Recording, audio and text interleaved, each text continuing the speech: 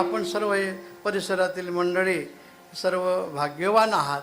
त्यामध्ये आपलं हे दामोरी गाव आहे. बाबा हे सगळे गावाला जायचे आणि जाता येता बाबांचं नेहमीच असं नदीतून उतरल्यानंतर पाहिलं कुठं गेले दामोरीला, पण दामोरीच्या शेतात येऊन ते भालगावला जायचे. जायचे एका दिशेने आणि जायचे दुसऱ्याच गावला. म्हणून बाबांच्या काही ठिकाणी एकटेच राहायचे. आता आम्ही तरी गायक वादक गाडीन घोडीन भालदार चौकदार आमचा सगळा थाट त्यांच्या जीवावर आहे. आणि बाबा जाताना कसे बाबा त्या 2 पिशव्या काठीने त्या याच्यात राहायचे, काठीतच. कोणी पिशवी घ्यायला कोणी नाही जवळ. बाबा एकटीच फिरायची. आणि पावसाळा जर असला तर आतापर्यंत सांगड होती बाबाची भोपड्याची आणि एक जांग सांगड स्वतःच्याच पाठीवर, पिशव्या स्वतःच जवळ. आणि मग वाड्या वस्त्यावर फिरायचे. ते काही असं रामायण महाभागवत करा असं करा तसं असं काही करत नव्हते. पण ज्या ज्या घरी राहते तिथं रामायण भागवत रात्रभर सांगत राहायचे. खाला खाला खाला. आम्हाला हे करताना व्यवस्था करून घ्यावी लागते किंवा करावी लागते. बाबाच्या वेळेस कोणाला व्यवस्था करावं लागत नव्हती आणि करून घ्यायची काही गरज नव्हती. गेले की रात्रभर रामायण महाभारतातल्या गोष्टी सांगायची. कधी बाबांनी अध्ययन केलं? त्यांना अध्ययन करण्याची गरजच नाही. काही कोणाची उच्चपती नाही, कोणाबद्दल काही बोलायचं नाही.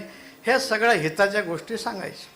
म्हणजे जे जे सांगायचे ते रामायण महाभारतातला सार सांगायचे त्यांच्या भाषेतून, साध्या शब्दातून. ते सगळं आपल्याला त्यांचं हे तत्त्वज्ञान सांगत होतं.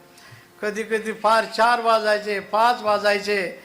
आणि मग ज्याच्या घरी राहील तिथे बोलता बोलता जर झोप आली, काय म्हणले दादा तुम्हाला झोप आहे, काढ झोप आहे असं म्हणायचं. आणि हे सगळं सांगत राहायचं. साध्या गोष्टी सांगून आपलं जीवन त्यांनी बदलून टाकलं. आणि हे सगळं माझ्या वडिलांची मीराशिका देवा, हे सगळे सुखभोगाचे चोचले आहेत ते आपल्याकरता करून ठेवले. त्याने राहायला गरम होते म्हणून पंखा त्याच्यामुळे एअर कंडिशन करा, खायला सगळं काय तुपात तळा, साखरेत घोळा. त्यांनी फक्त मिरची संघाचा आपल्याला नवल वाटेल. गुरुवारी बाबा आपल्या सर्वांना अनुभवलेला आहे. 10-11 वाजता कधीतरी आले की 1 वाजता बाबा त्या शनीच्या दरडीला खाली जायचे. त्यावेळेस घाटगीट काही नव्हता. आम्ही नवीनच आलेलो होतो. जिथं मोठमोठे दगडं पडलेले होते. त्या 2 दगडाच्या मध्ये बाबाची बसण्याची जागा होती.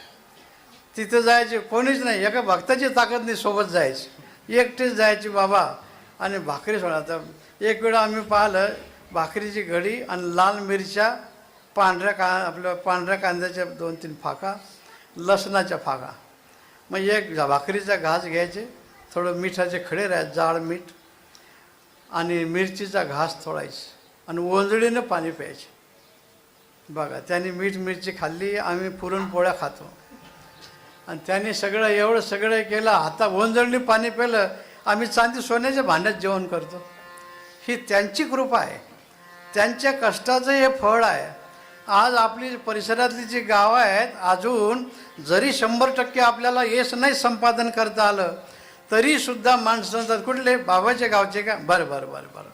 फक्त नंतर तुम्ही बाजूला गेल्यावर म्हणतात मग बाबाच्या गावचे असं कसं काय करून राहिले.